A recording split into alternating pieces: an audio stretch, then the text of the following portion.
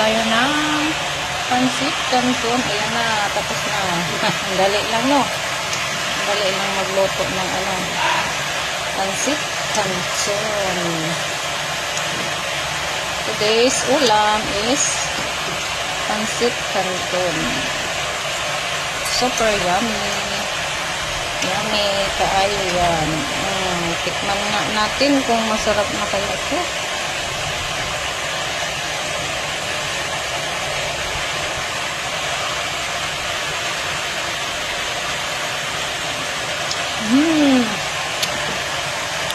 Sarap.